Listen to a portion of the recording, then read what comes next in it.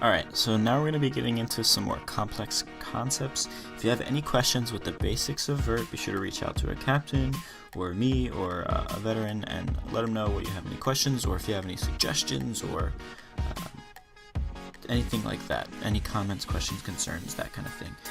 One thing that I am looking for, and so, this is open to everybody, is, when we're picking up the disc for the first time, and we're set up in a vert, I want to be able to differentiate when the handler is looking to throw an in cut, or whether they're looking to throw to the front of the stack, or whether they're looking to throw to the dump right away. So I'm looking specifically for names for those, the three options of the person with the disc when we're first starting off the front of the stack. So names for those things that we can use, potentially moose themed. So, if you have any ideas, come see me, we'll talk about it. That would be hugely helpful. Okay, so this video is kind of going to go through some complex concepts like I mentioned before. Frisbee is so heavily dependent upon momentum downfield, and the concept that I used in the last video was continuation, and that momentum, continuation, kind of synonymous, so that's kind of what I'm going to be focusing on, and then a little like plays and sometimes a different defense that you might run into. So yeah, that's kind of what the agenda is going to be for this video. So the first part is power position.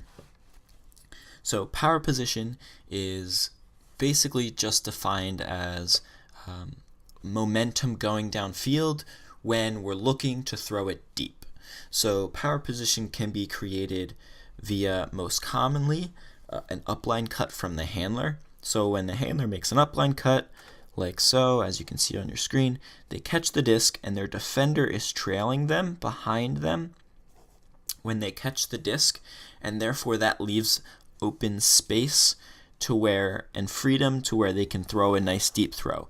A lot of the times we want to avoid stagnant hucks, and stagnant hucks is throwing a deep throw from a standstill.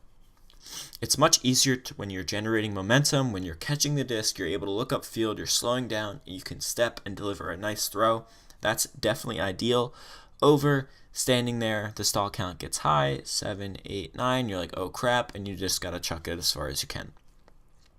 So yeah, that's kind of what power position is. Power position can also be generated in different ways, such as potentially a throw coming from a handler in the center of the field. If that handler in the center of the field has the disc, there's a stack of 5 people. And if they throw that break throw, that second option that I talked about in the last video, that break throw to the front of the stack, if they throw that option, then the person who is in the front of the stack, their defender should be trailing them. And because you're throwing over the break side, that defender has to work really hard to come all the way around really wide, and what the terminology is casting the net, because they have to come all the way over to maintain that force. So they have to go really wide, really around you, looping around, making sure they're cutting off as many throws as possible and maintaining that flick force. So just another reason why working it to the break side is so critically important. But what happens is there's a moment when that defender is still behind them, where that person who caught it over the break side has power position. They have power position because their defender is out of position, they're catching the disc on the run, and they can deliver a disc, a deep huck, from the break side if anybody realizes that. And that is also almost a better option than a deep cut from cutting, from a handler who cut upline, because the defender is going to be already on the correct side if the person with the disc cuts upline and catches the disc, if you can imagine this. So the person with the disc cuts upline, catches the disc, the defender is on the correct side. But if you're able to work it to the break side, the defender downfield and the defender who's supposed to be on the mark is on the incorrect side, which may result in a better option, more space created by the cut. So those are two basic ways that we can generate power position. Other ways we can generate power position is simply off of like 2 cuts that are continuous. So, a cut from the back of the stack cuts in, cutter from the back of the stack cuts in, catches the disc on the in cut. The second person, and then the second cut in the back of the stack also cuts in, or they can cut deep. If they cut deep, that's also could be generated power position. Although when you cut in, right, you're running through the disc, you catch the disc, and you have to turn around to turn upfield, and that kind of forces you to lose your momentum. So that's not exactly ideal power position, but it still could be power position. But another thing is just, another aspect of power position is just catching the defense off guard as well. So that momentum, that continuation of the disc. So if you cut in, you catch the disc, you might have power position as soon as you turn around. If that next person in the stack is cutting deep, they might have a lot of space. Or that next person in the stack could also be cutting in. You could throw it to them, they catch it, and then that third person in the stack is the person who's continuing through. So just some different ways to create power position. Again, power position is just defined as, momentum of the disc moving forward, where we're trying to throw it deep as a result of the momentum and the space that we create, especially for the thrower, the space that's created between them and the mark. Really quick, I talked about that cutting over to the break side. And so I'm just going to show that on the screen really quick for you. So we have our stack of 5 people. And okay, so let's show as that throw goes over to the break side, the person catches the disc. So we have a name for this, again, along with like the naming thing in the beginning of the video. Feel free, we're taking suggestions for new names for this, but somehow we named this Bumblebee Tuna. So let's pretend that the disc was turned over in the middle of the field. The handler's going to pick it up.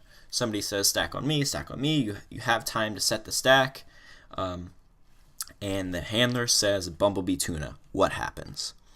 So the handler's first look when Bumblebee Tuna is called is a throw over to the break side, inside throw to the break side to the person from the front of the stack cutting break side. Simultaneously as that's happening, the person in the back of the stack. So typically players will know that when you're running a vert, cuts come from the back of the stack. So that defender who's in the back of the stack probably will bite on this cut. So again, the person in the back of the stack is cutting in, faking into the open side, a few 3, 4, 5 really hard steps, and then running straight back deep over to the break side. It's really important that they cut straight back deep and then maybe slightly over the break side, not super hard to the break side. You don't want to cut off the amount of space that the handler has to throw to you, but straight back deep, slightly to the break side. Make sure the person in the front of the stack can see you. So simultaneously as the disc moves from the handler to the person in the front of the stack cutting break side, the person in the back of the stack is faking under and cutting straight back deep to hope to create that power position. It's just we have a name for that power position created, and it's a certain play that we like to run if we want to try and score quickly. If we really like the person who's the thrower in the front of the stack and the cutter in the back of the stack, if we like that combination, then we might just try to do that. Catch the defense off guard, score quickly. So that's a Bumblebee Tuna. So if you ever heard that called, if you are anywhere else in the stack other than the back or the front, you don't really have to do anything. If you're in the back of the stack, you're faking an undercut to the open side and cutting deep to the break side. If you are the front of the stack, you're cutting to the break side, catching the disc, and throwing it deep to the break side. Now, if at any point that isn't an option, so if the handler can't throw to the break side to the person in the front of the stack, or the person in the front of the stack catches it but doesn't like the deep throw option, you're just going into a regular vertical stack. Whoever's next in line should continue to make those in cuts. Again, that's a Bumblebee Tuna. Okay, so one way that defenders can defend against a vert is what is called a bracket. And this is one of the most simple defensive maneuvers that can be extremely difficult to try and figure out if you're a newer player. So as I mentioned before, defenders oftentimes know that in the front of when you run a vert, you really only have 2 options. You can cut in from the back of the stack, or you can cut out from the back of the stack. And so what they will do is the defenders will position themselves, one defender covering the deeps, so giving the person in the back of the stack maybe 5 yards into the deep space. And the second person in the stack, the defender, will be playing under maybe 5 yards in the in-cut space. So what will happen, and this is called a bracket, and basically what happens is if the person in the back of the stack cuts deep, then the person behind them will cover them.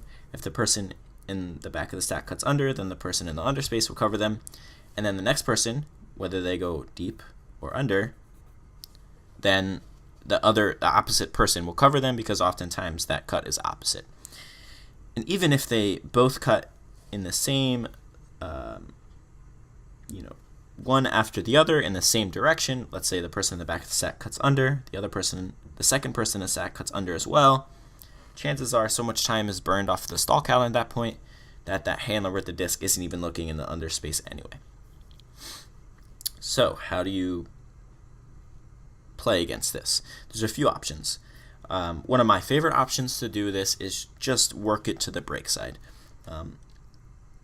Now, if it's a really good bracket, the person who's covering the person in the front of the stack, the defender, is going to play really close, because they know that they don't really have a reason to kind of cheat open into the cutter space. They know that it's going to be covered.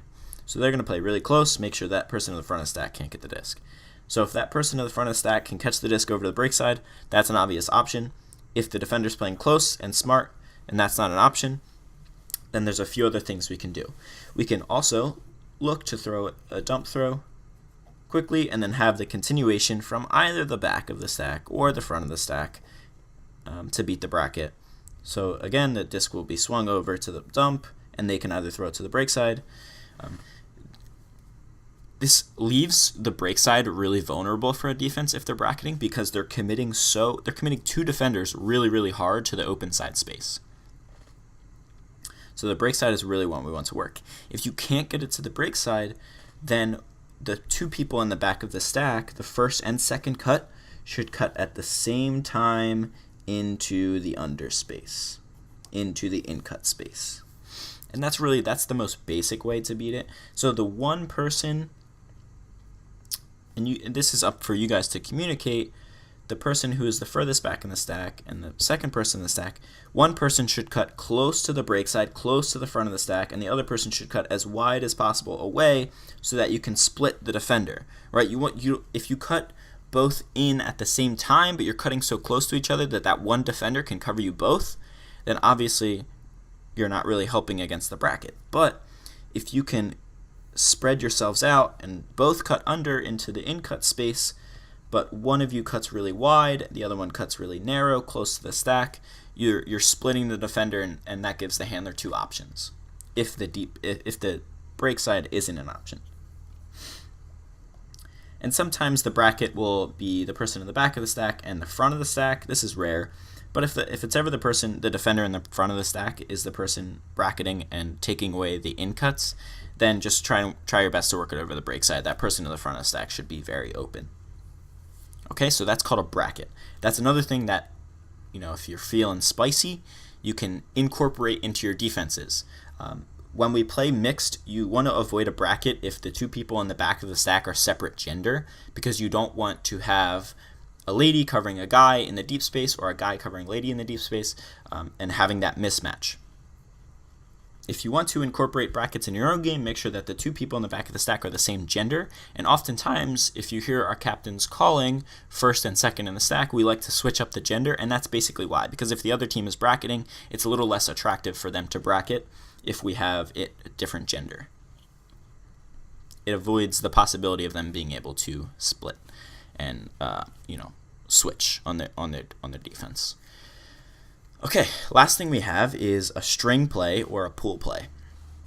And this is another thing that we can ask. I'm asking any of you, all of you, brainstorm if you'd like. If you're the kind of person that likes to be very analytical about the game, this might be something that you're really into. And basically what a pool play is right when you catch the disc, the other team is pulling to you, you have a set play ready to try and score as soon as possible. So one of those is if the pull goes out of bounds, or if not, a pool play that we might have would be Bumblebee Tuna, right? We might say that on the line right when we're receiving the disc, say, hey, bumblebee tuna, and everyone on the field knows that, okay, it's a little chippy throw over the break side, right to a deep cut to the break side. So a popular pull play, and it's not really a pull play, but it's a string. So basically, when you're on the line, ready to receive, you define exactly who is going to get the disc on that possession. So a lot of the times we'll say, okay, hey, this person's 1, this person's 2, but instead of doing that, we'll be like, okay, everyone else get in the stack, and then it's going to be, Austin's catching the pull. He's going to center to Justin, in cut to Becky, deep to Julia, for example. And so you're defining exactly who is getting the disc and where they're cutting to try and score as quickly as possible. The string is the series of people that are catching the disc. That's just one version of a pool play. Any other ideas that people have as far as pool plays, specific, where the disc is, where we want it to be, where we're throwing it, what cut is, all the kinds of different options that you have as people on offense. Anything that we can do to change it up and try and really build momentum by scoring quickly is hugely valuable to our team. So again, leaving that up to you guys. If you want to come up with some pool plays, give them a cool name, moose related, whatever, then you guys have the freedom to do so. I know this week was a lot of talking, a lot of diagrams, not a lot of physical technique and stuff to work on, but I want to make sure that you guys are as comfortable with the vert as possible, as it's going to be the most common offense that you encounter in all of Ultimate. So I hope you guys found some value in these videos that we went over today or this week at practice. Thank you for your continued dedication to Moose, and we'll see you next week for some handler cuts.